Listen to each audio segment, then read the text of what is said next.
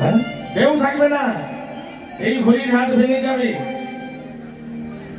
এই যে মা, এই যে মহাকুম্ভ হলো, এই মহাকুম্ভ থেকে সৃষ্টি হয়েছিল কার?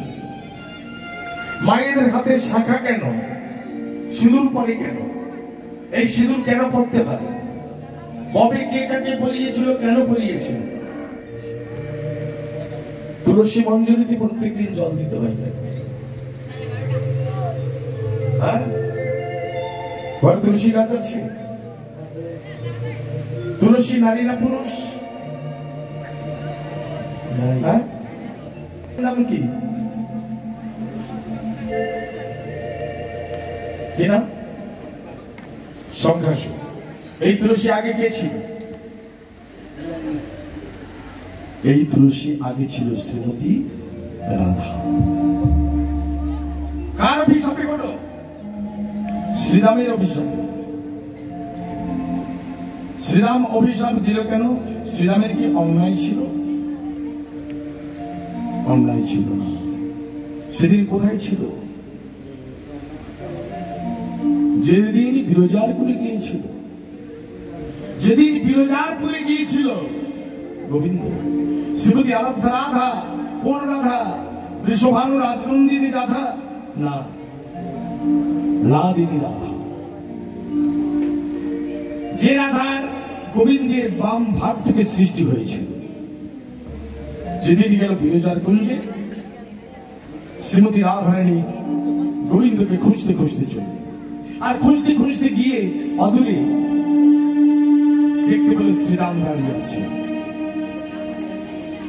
শ্রীরামকে ডেকে বলল, শ্রীরাম, আমার গোবিন্দকে দেখেছিস? বলে, আমি জানি না। বলে, জানিস না আমার গোবিন্দ এই কুঞ্জের ভেতরে আছে, যে আমাকে পথ ছেড়ে দে। বলছে, না, এই পথ ছাড়বো না, আমি কথা দিয়েছি পথ ছাড়বো না। পথ ছাড়বো না, অভিশাপ দিলাম, তুই অসুরকে জন্ম নিবি, তুই সংখ্যা অসুর হয়ে জন্ম নিবি। বেশ, অকারণ মা তো আমায় অভিশাপ দিলে। শ্রীরাম বলছে, আমাকে অকারণে অভিশাপ দিলে, আমি অসুর করে জন্ম নেব। বেশ, তুমি যখন আমায় অভিশাপ দিলে, আমি তোমাকে ছাড়বো না, আমি তোমাকে অভিশাপ দেব। তোমায় তুলসী রূপে জন্মগ্রহণ করতে হবে।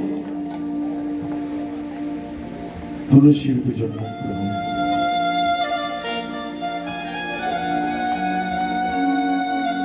শ্রীরাম হল সংখ্যাসুর।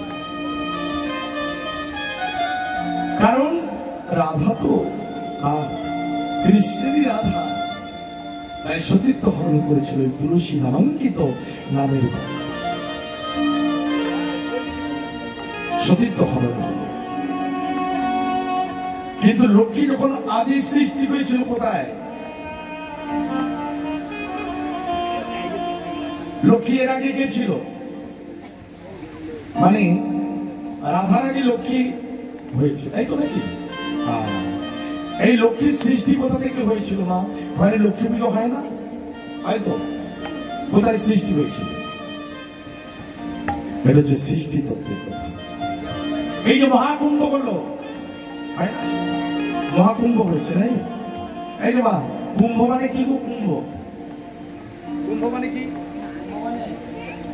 কুম্ভ মানে কি? বিয়ে, কলস, তাই না?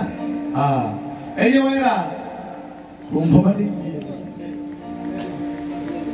কুম্ভ মানে হলো কলস, কুম্ভের আরেক নাম হলো কলস। আচ্ছা, এই কলসের এমন কি ঘটনা আছে, এমন কি আছে? এই কুম্ভ কেন হয়েছিল? কারণ কি? ওখান থেকে কে এসেছিল? মায়েদের হাতের শাখা কবে এলো?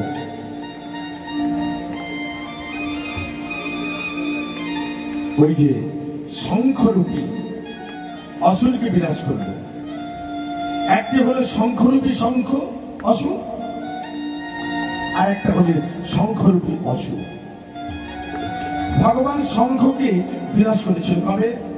কোথায়? গোবিন্দ যখন শান্তিপুরে মুনির আশ্রমে ছিল, ওই শঙ্খকে বিনাশ করে শঙ্খের পেট থেকে বের করে এনেছিল। কাকে? আজকে সূর্য পূজা হয়নি, ছিলেন সূর্য পূজা। ওর ব্রাহ্মণ কে ছিল গো? বটু।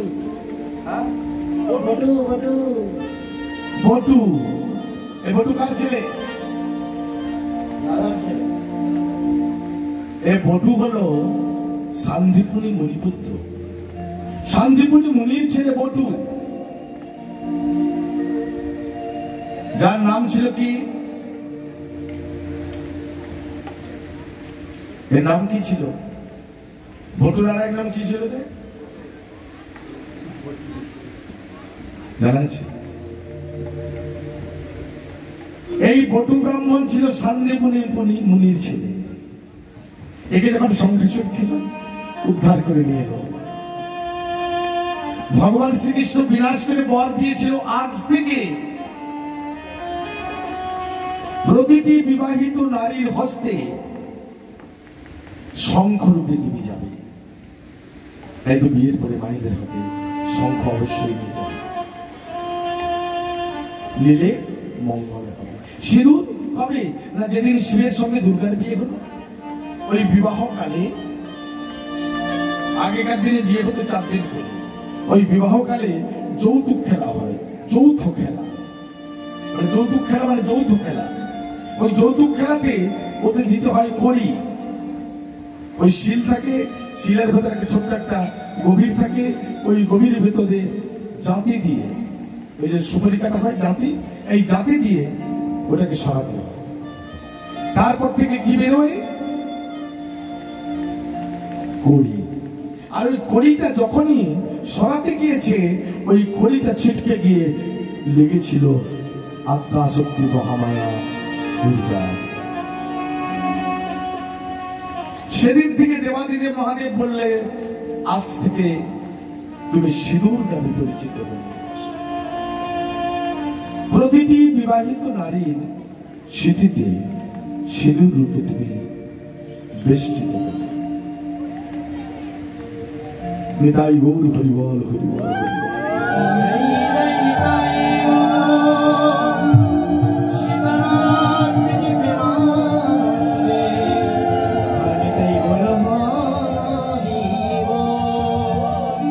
ভক্তমন্ডলী, ভক্তিমতী মা, এই জন্য মায়েদের হাতে সিঁদুর আর শঙ্খ হলো পতির মঙ্গল চিহ্ন। অবশ্যই ধারণ করতে হয়। উৎপত্তি হলো মা, উৎপত্তি হলো কোথা থেকে? না ওই যে সমুদ্র মন্থন। সমুদ্র মন্থন হয়েছিল কোথায়? এলাহাবাদ ত্রিবেণীতে একটি পাহাড়ের মধ্যে ঘর্ষণ দিয়েছিল, আর যেটা দিয়ে টানাটানি করছিল, মানে মন্থন হয়েছিল, ওটা কি ছিল? একটা কাঁচি। হ্যাঁ, সাপ। কি সাপ? বাসুক। হ্যাঁ,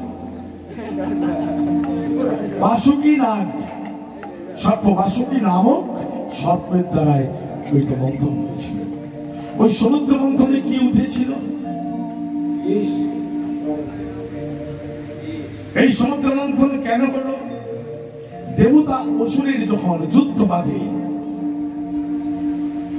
অসুর বলছে আমি অমরত্ব হব, আর দেবতারা বলছে আমি অমরত্ব। অসুর বলছে আমি অমর হব, আর দেবতারা বলছে আমি অমর হব, মানে আমরা সবাই অমর হব। তখন ভগবান নির্দেশ করলো তোমরা সমুদ্র মন্থন করো। সেই সমুদ্র মন্থনে একদিকে বিষ, একদিকে অমৃত, অর্থাৎ যার ভাগ্যে যেমন পড়বে। বলো তোমরা যেদিকে যাবে, অসুরগণ তোমরা যেদিকে যাবে বলো, মানে যেদিকে তোমরা যাও অমৃত পেলেও পেতে পারো। অসুররা টানতে শুরু করলো। অসুররা মনে ভাবলো না না, আমরা সামনের দিকটাই থাকবো। হ্যাঁ, দেবতা বরং বলো বেশ আমরা পেছন দিকে থাকি। ওই যে মন্থন করছে, মন্থন করতে করতে কিছুই উঠছে না। উঠলো কি, কতটা বিষ উঠেছে।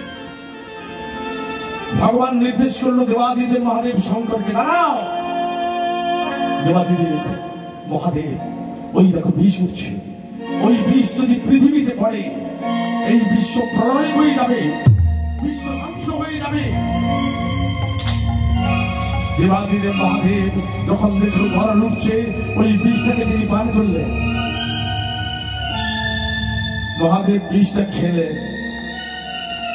এই যে মহাদেব বিষ খেয়েছিল, তাই না? খেয়েছিল কি? খেয়েছিল? খেয়েছিল? মহাদেব খায়নি, মহাদেব ছিল চালাক। কেন তিনি কণ্ঠে ধারণ করলেন? তিনি তো মনে করলে খেতে পারত না। তিনি বুঝতে পারলেন যে গোবিন্দ আমাকে নির্দেশ করেছে। এই গোবিন্দ যে কীট পতঙ্গ পশু পক্ষী স্থাবর জঙ্গম প্রতিটি মানব মানবীর মধ্যে অবস্থিত, যদি আমি বিষটা পান করি আমার গোবিন্দ মারা যাবে। যত কষ্ট হোক তিনি কণ্ঠে ধারণ করলেন। দাউ দাউ করে গলা জ্বলে যাচ্ছে, গলাটা পুড়ে খাক হয়ে যাচ্ছে বিষের জ্বালায়। আত্মা শক্তি মহামায়াকে ডাকলেন, দেখা দাও, দেখা দাও, দেখা দাও। আত্মা শক্তি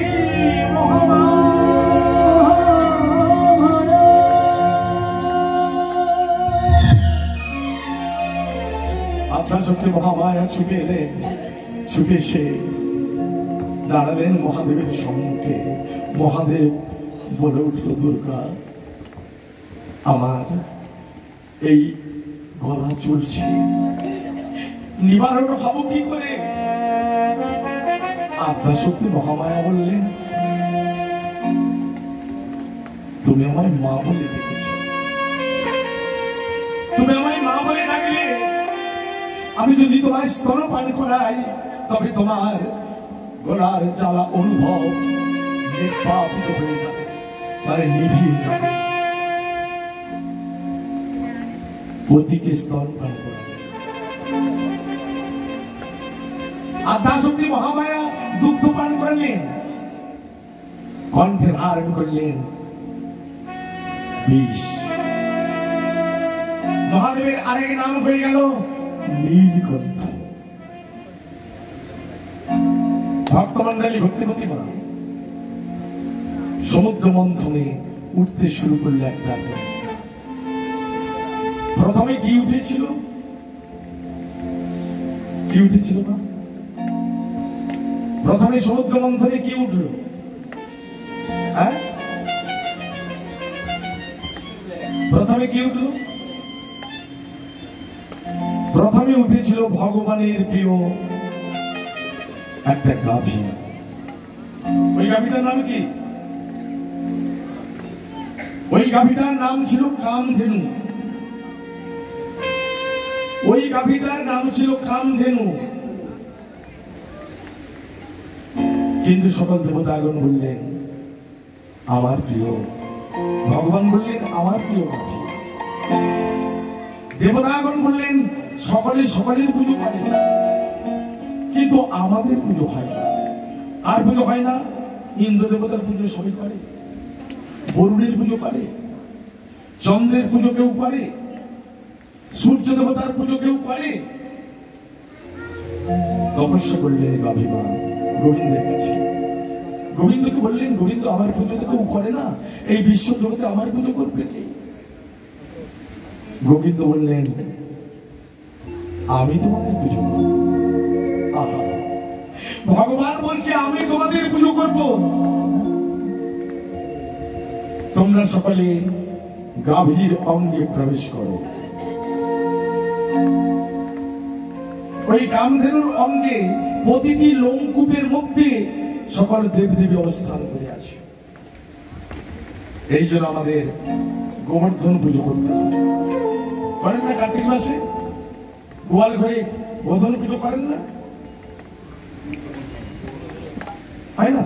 গোধন পুজো হয় না, বাংলাদেশে হয় না, কিন্তু ভারতে হয়। গোবর্ধন পুজো হয়, গোধন পুজো হয়, কিছু কিছু জায়গাতে হয়। গোবিন্দ নিজে করেছিল গোবর্ধন, গিরি গোবর্ধনে যে পুজো করেছিল, এই পুজো করেছিল। কেন তিনি করেছিলেন? তার কারণ না ভগবান দেখলেন যে আমার দেবদেবীগণ আছেন, কিন্তু ওই জায়গাতে একজন গিয়েছিল, তাকে থাকতে জায়গা দেয়নি। একজনকে থাকতে জায়গা দেয়নি। কে গো? কাকে? মা লক্ষ্মীকে থাকতে জায়গা দিলেন না। মা লক্ষ্মী তপস্যা করতে শুরু করলেন, গাভী মাকে অনেক অনুরোধ করলেন, কৃপা করলেন না। 7 দিন 7 রাত্রি ওই গাভী মাতার তপস্যা করলো মা লক্ষ্মী। বললো আমি তোমায় থাকতে দিতে পারি, তবে যে জায়গাতে থাকতে দেবো সেই জায়গাতে থাকতে হবে।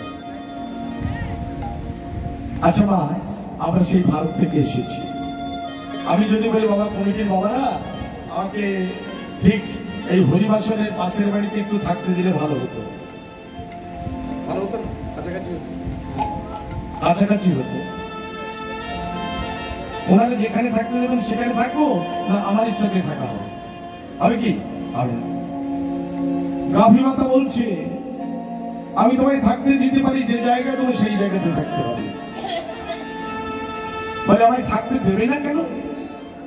বলছে তোমার নাম চঞ্চলা, তুমি যে বড় চঞ্চল থাকো, থাকো তুমি যে বড় চঞ্চল থাকো, তুমি আজকে যে জমিদার, কালকে তাকে ভিখারি করে দিয়েছো। আজকে এর পকেটে টাকা, তার পকেটে নাই। আজকে উনি জমিদার 10 বিঘা জায়গার মালিক, কালকে 1 বিঘাও নাই, থাকার জায়গাও নেই। তাই না? আজকে যে রাজাধিরাজ, কাল সে ভিক্ষা চায়, তাই না? তাহলে মা লক্ষ্মীকে বললেন আমি যে জায়গা দেবো সেই জায়গাতে থাকতে হবে। কোথায়? একটা হলো আমার মরদ ত্যাগের দ্বার, আর একটা হলো পেশাবের দ্বার। এই দুটি জায়গাতে থাকতে দিলেন। এই জন্য দেখবেন আমাদের যত দেবদেবীর পুজো হয় গোমূত্র গোবর লাগে। কেউ প্রশ্ন করে দেখেছেন যে গোমূত্র গোবর কেন লাগে? লাগে কেন? গোমূত্র গোবর লাগে মা লক্ষ্মী আছে বলে। এই জন্য কেউ মারা গেলে গোবর জল ছড়া দিতে হবে। মারা গেলে শ্মশানে যখন নিয়ে যাবে, গোবর জল ছড়িয়া শ্মশানে নিয়ে যেতে হবে। ওই জায়গা থেকে আর কি উঠলো? উঠেছিল একটি অশ্ব। এই অশ্ব কার কাছে থাকে? অশ্ব মানে ঘোড়া। এই ঘোড়াটাকে দিয়েছিল কাকে? না, ইন্দ্রদেবকে। আর কি উঠেছিল? 4টে হাতি। আর কি উঠেছিল?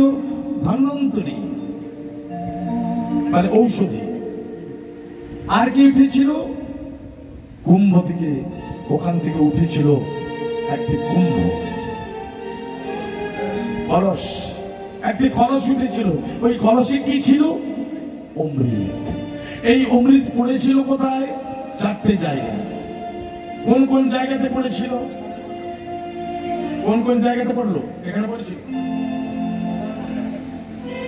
ও এই যে মা, আরে মাথায় হাত দিস না। কোথায় পড়েছিল? 4টে জায়গাতে। কোন কোন জায়গা কে বলতে পারবে? 4টে জায়গাতে পড়েছিল। একটা হলো এলাহাবাদ, ত্রিবেণী। আরেকটা পড়েছিল হরিদ্বার, 1 ফোঁটা। আরেক ফোঁটা কোথায় পড়েছিল? নাসিকে। আরেক ফোঁটা কোথায় পড়েছিল? উজ্জয়িনীতে। 4টি জায়গাতে পড়েছিল। এই জন্য 12 বৎসর অন্তর কুম্ভ হয়। কেন? ক বৎসর ছাড়া হয় মা? 12 বৎসর ছাড়া হয়। অর্ধ কুম্ভ হয় 6 বৎসরে, আরেকটি 4 বৎসর ছাড়া কুম্ভ হয়। 12 বৎসর ছাড়া যেটা কুম্ভ হয়, ওই 12 বৎসর ছাড়া কেন হয়? সূর্যের পৃথিবীকে ঘুরে আসতে কতদিন সময় লাগে? হ্যাঁ, সূর্য এখানে আছে, এখান থেকে ঘুরে আসতে সূর্যের সময় লাগে 12 বৎসর। এই জন্য 12 বৎসর ছাড়া কুম্ভ হয়, আবার 144 বৎসর পরে মহাকুম্ভ হয়। কারণ ওই 12 বৎসর ছাড়া যখন 12টা কুম্ভ হবে, 12 × 10 = 120 আর 12 × 2 = 24, কত হলো? 144। এটাকে বলা হয় মহাকুম্ভ। কেন না, আবার যখন ওই 12 বার ঘুরে আসার পরে যখন আবার সূর্য একত্রিত হয়, তখন 4টি গ্রহ একত্রিত হয়। 4টি গ্রহ একত্রিত হয়, যার জন্য ওইটাকে বলা হয় মহাকুম্ভ। প্রেম সবার হৃদয় গৌর হরি।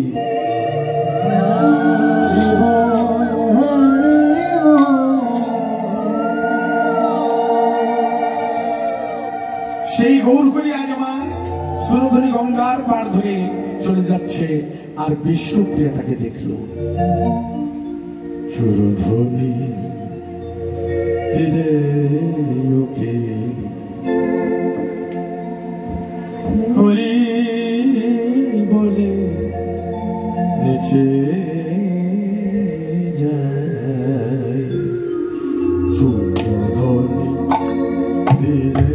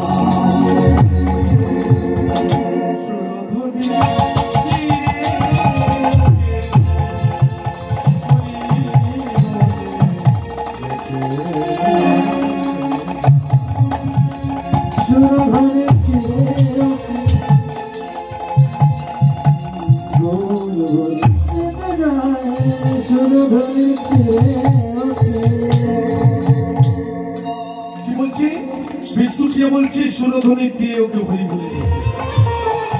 সেই কাঞ্চনাকে ডেকে বলছে, দেখে দেখ,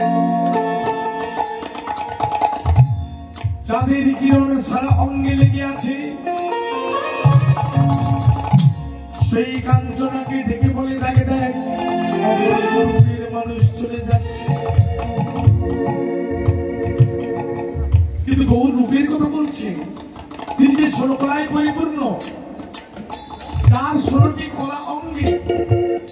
এই জমা যে গৌর নেচে চলে যাচ্ছে, সেই গৌর পরীর অঙ্গে আছে 16টা কলা। ভক্তমন্ডলী, ভক্তিপতি বা 16টা কলা কি গৌর পরী কি 16 কলাতে পরিপূর্ণ বলা হয়? কিন্তু গৌর পরী 16 কলাতে পরিপূর্ণ। 16টা কলা কি? কলা কি? এই জমা আমাদের প্রত্যেকের কলা আছে, প্রত্যেকেরই আছে। 16টা করেই কলা আছে, আছে 16টা করেই কলা আছে। 16টা কলা। কলা কোনটা না? চোখটা কলা, কানটা কলা, নাসিকা কলা, বাকশক্তি কলা, হাত দুটো কলা, পা দুটি কলা। এরই মধ্যে 16টা কলা। গৌর ঘরে অঙ্গে আছে 16টি কলা। 4টি ফুল কি কি আছে? 16 কলা কি? 4টি ফুল আছে, চারটি ফল আছে, চারটি পাখি আছে, চারটি পশু সদৃশ। চারটি ফুল, চারটি ফল, চারটি পাখি, চারটি পশু, এই চার 16 কলা। এই 16টা কলা কি? কুন্দ পুষ্প সমহাস্য, কুন্দ পুষ্প সমহাস্য বর্ণ চম্পক সদৃশনম, পাদ পদ্ম জবা কুসুম, মুখ পদ্ম চতুষ্ঠায়। চারটি ফুল, পাদ পদ্ম জবা কুসুম, মুখ পদ্ম, মুখখানি পদ্ম ফুলের মতো, কুন্দ পুষ্পের মতো হাসি, চাপা ফুলের মতো গায়ের রং, গৌর ঘড়ি গায়ের রং চাপা ফুল, অর্থাৎ চারটি ফুল। চারটি ফল কি? চারটি ফল কি? জাম্বুকরাঙ্গুলিশ্চৈব শ্রীফলকুচ সম্ভবে, দন্ত ডালিম্ব বীজস্য বিম্বধর চতুষ্ঠায়, বিম্বধর চতুষ্ঠায়।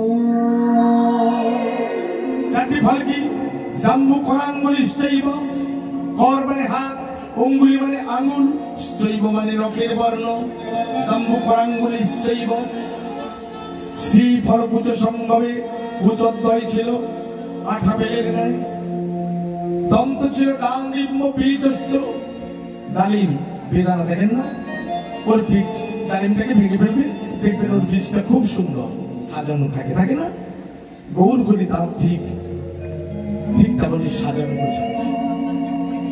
দন্ত ডালিম্ব বীজস্য বিম্বধর চতুষ্ঠায়, বিম্বধর মানে পাকা ফলের মতো ঠোঁটের রং।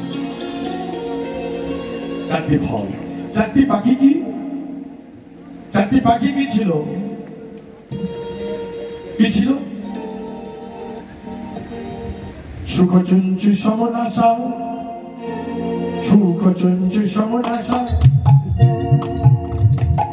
ভাষা কোকিল সদৃশনম, সুখচঞ্চু সমনাশা।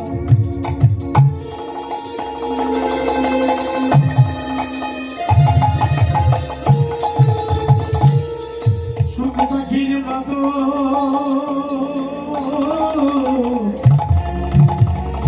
নাসিকা ছিল গৌর ঘড়ি, নাসিকা ছিল।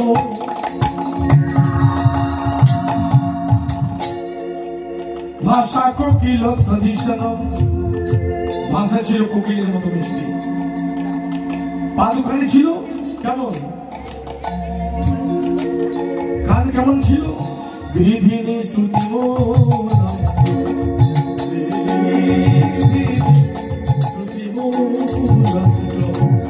হংসগাম চতুষ্ঠায়, হংসগাম চতুষ্ঠায়।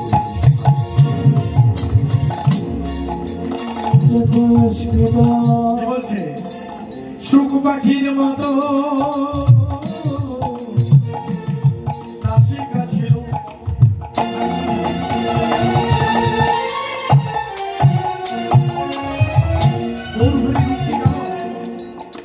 সুখ পাখির মতো নাসিকা ছিল, ভাষা ছিল কোকিলের মতো, কানটা কেমন ছিল? গিধিনীর মতো। ভক্তমন্ডলী ভক্তি প্রতিভা তার প্রমাণ, বাঁশি যখন বৃন্দাবনে বেজেছিল শ্রীমতী রাধারানীর কানে পৌঁছেছিল। এই কলিযুগে সেই গৌর এসেছে, রাধা অঙ্গটি বাইরে। তার প্রমাণ, বাঁশি বাজে বৃন্দাবনে, বাঁশি বাজে বৃন্দাবনে,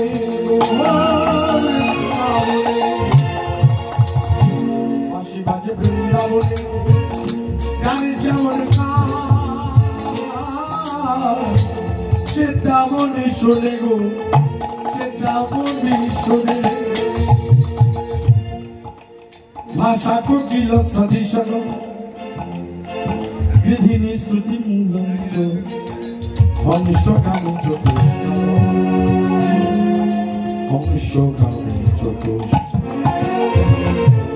কুন্তলে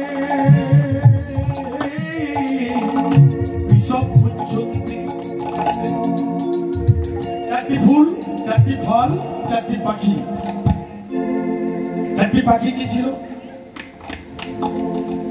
আমি তো বলে নিয়েছি, একবার বলা হয়ে গেছে। এই যে মা, চারটে কি পাখি ছিল শোনেননি? আবার বলতে হবে। সুখচঞ্চী সমান আশা, সুখ পাখির মতো না। ভাষা ছিল গিধিনির মতো। গিধিনি কাকে বলে মা? গিধিনি কাকে বলে? গিধিনি কাকে বলে? গিধিনি কাকে বলে? একটু ইঙ্গিত দিলে বুঝতে পারবেন।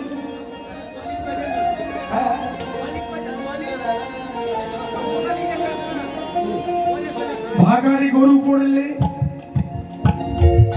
গিধিনি তা জানতে পারে।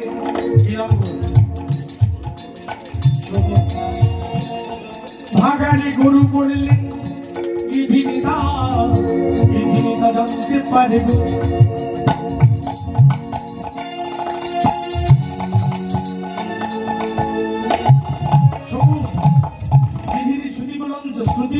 শ্রুতি মানে কান, মুলঞ্চ মানে শ্রুতির ভিতর, মানে কানের ভিতর।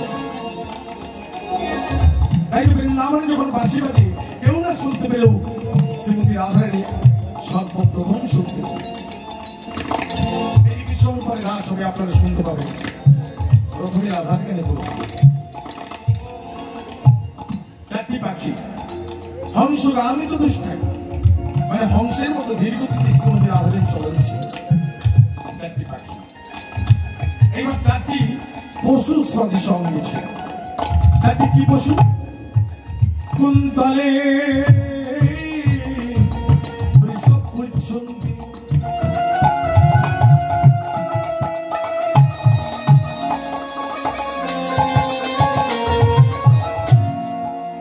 কুন্তলে বৃষভ পুচ্ছন্তি। বৃষভ মানে বৃষভ মানে কি? বৃষভ মানে ষাঁড়। ষাঁড়ের যেমন পা পর্যন্ত লেজ থাকে, যেহেতু গৌর করি একই অঙ্গে রাধা কৃষ্ণ মিলিত তনু হয়ে এসেছে, সেই জন্য ঠিক কটিদেশ পর্যন্ত গৌর হরির কেশ ছিল। পরে তো চাঁচর কেশর পরে, মানে মোড়ানো, তখন সন্ন্যাস ধর্ম গ্রহণ করল। কুন্তলে বৃষভ পুচ্ছন্তি দেহাঞ্চ বড় করিনি। এই বাবা, বড় করিনির মতো অঙ্গ ছিল। বড় করিনি মানে অনেকে দেখবেন গা আছে খসখসে, আছে না? কিন্তু আমার গৌর অঙ্গ ছিল কোমল মসৃণ, বড় করিনির মতো। বড় করিনি কাকে বলে? এগুলো জানার ব্যাপার। বড় করিনি কাকে বলে? হাতিকে বলে বড় করিনি। হাতি যখন স্নান করে আসে দেখবে তার অঙ্গটা কোমল মসৃণ, বড় করিনি। আর কোমরটা কেমন ছিল? আমাদের মতো ভুড়ি টুড়ি ছোটখাটো ছিল। এই যেমন ছেলেটা প্রত্যেকদিন নাকি 4 বার ভাত খায়, ওর ভুড়ি আছে। মৃগন্ধ্রি কোটি দে সঞ্চ,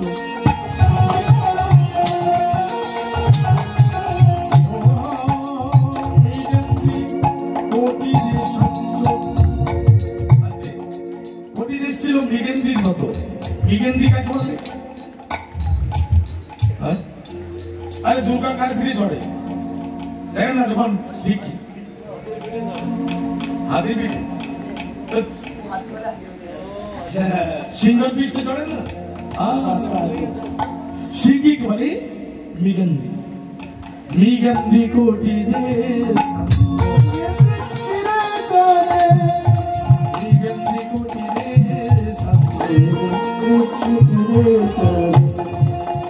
মৃগাক্ষী সমন নয়না, মৃগাক্ষী সমন নয়না।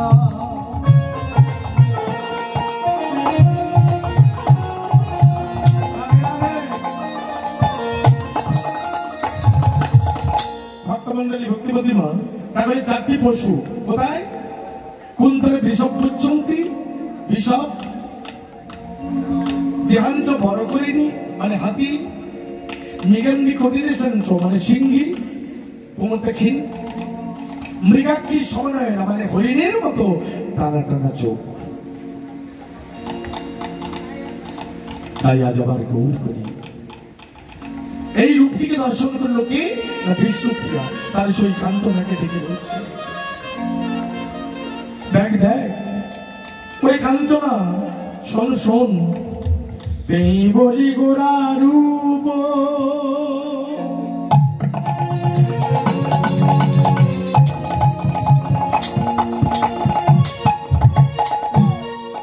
ওমিও পাথা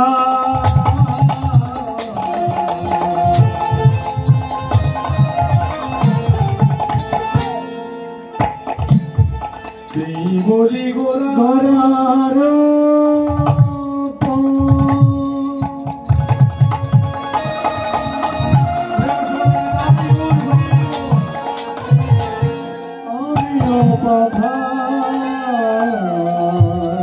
ডুবিল তরুণী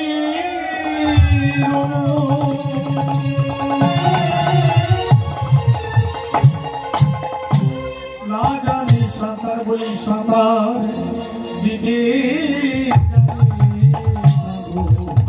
সাঁতার দিতে জানে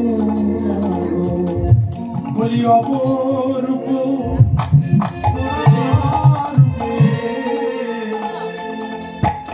সাঁতার দিতে জানে না বলি অপরূপ গোরারূপ সাঁতার দিতে জানে না বলি অপরূপ গোরারূপ বলি প্রেম ভরপুর অপরূপ গোরারূপে অপরূপ গোরারূপে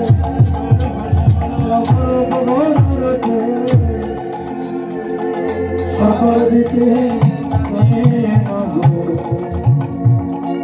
বাসুদেব ঘোষে কবি ঘোষে কহে নবয় অনুরাগে নবয় অনুরাগে অপরূপ গোরারূপ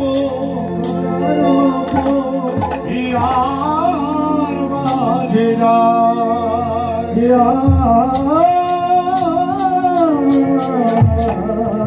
মাঝে যাবে বাসুদেব ঘোষে কহে হিয়ার মাঝে জাগে রে বাসুদেব ঘোষে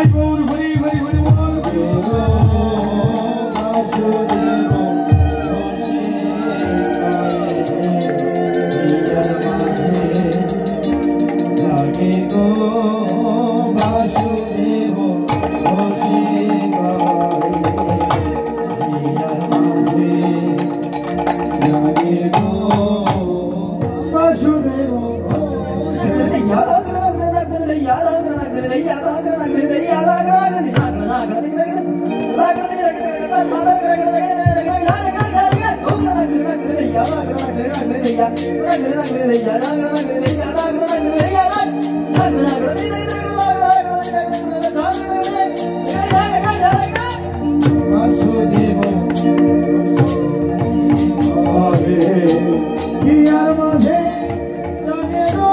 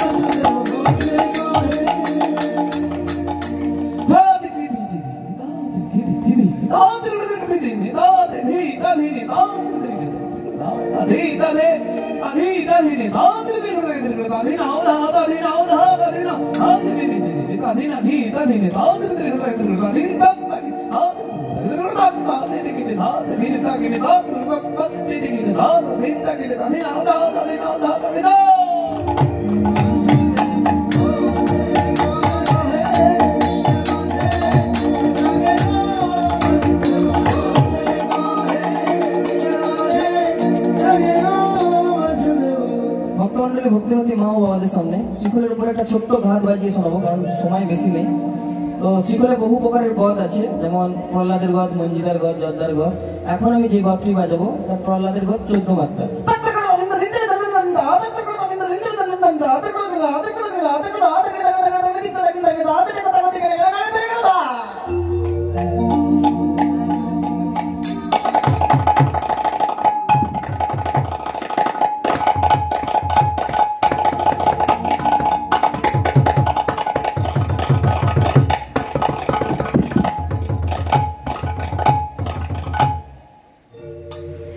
প্রাচীনকালের পূর্বপুরুষদের একটা বচন ছিল, আমার দাদু ঠাকুরদারা বলতেন যে বনের সভা বৃক্ষ যেমন গৃহের সভা শিশু, আর নারীর সভা শাখা সিঁদুর, মন্দিরের সভা ঠাকুর।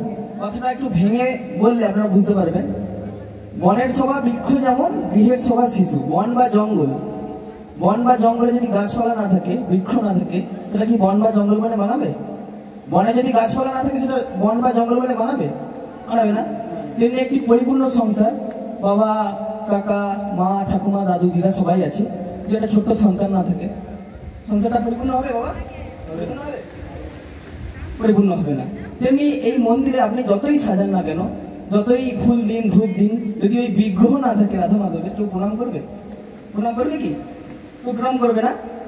আর এখন মায়েরা, আমার অনেকেই সাজছে, মায়েরা লিপস্টিক লাগাচ্ছে, অনেক মেকআপ করছে, যদি এই মাথায় সিঁদুর না থাকে মায়েদের মানাবে? মানাবে? সৌন্দর্য ভালো লাগবে? আমাদের কলকাতা, ইন্ডিয়ার দিকে গেলে অনেকে দেখবেন মায়েরা এইখানে সিঁদুর করে, চুলের আলারে, বুঝতে পারলেন? এতে বিবাহিত বলে মনে না ঠিক মানায়? হ্যাঁ, একদম একদম। হ্যাঁ, সেই অবস্থা হয়েছে। এত সুন্দর হরিসভা, যদিও ভক্তজন কম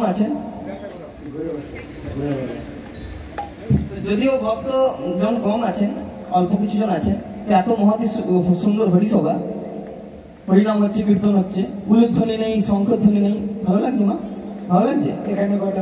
হ্যাঁ, চড়িয়ে ছিটিয়ে বসে আছেন, ভালো লাগছে এটা? সবাই মিলে জোর করে হাত তুলে বলুন, ভজ শ্রী গুরু নিতাই গৌর প্রেমানন্দে হরি হরি বল।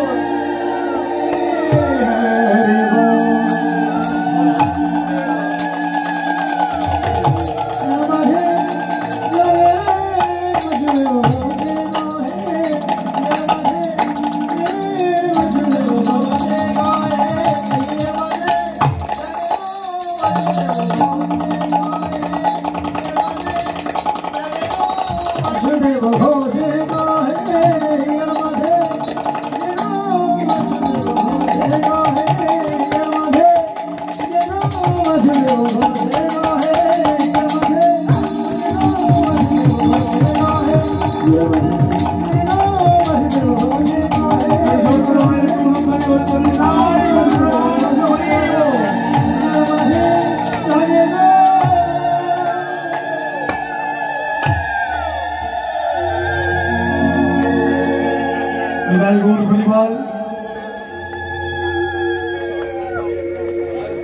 এখনো সেই বৃন্দাবনে বাঁশি বাজে। আজ সেই বৃন্দাবনে গোবিন্দ গোচারণ করে। কোন কোন ভাগ্যবান দেখতে পায়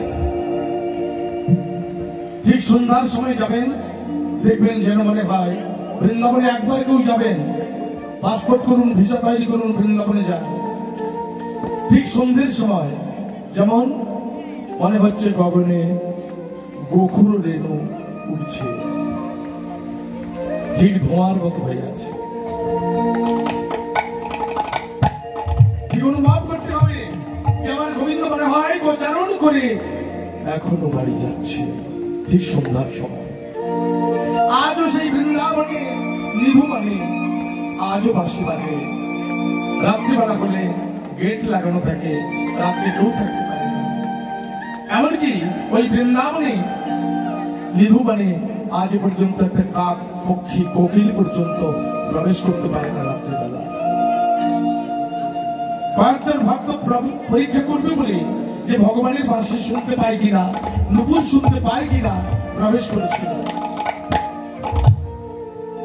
কিন্তু সকালবেলা পুরোহিত গিয়ে দেখতে পেলেন দুজন অন্ধ হয়ে বসে আছে। অন্ধ হলো কেন? এই যে মা, সিংহের দুগ্ধ রাখতে গেলে মাটির পাত্রে রাখলে মাটির পাত্র ফেটে যাবে, লোহার পাত্র রাখলে সিংহের দুগ্ধ সেই লোহার পাত্র ফেটে নষ্ট হয়ে যাবে।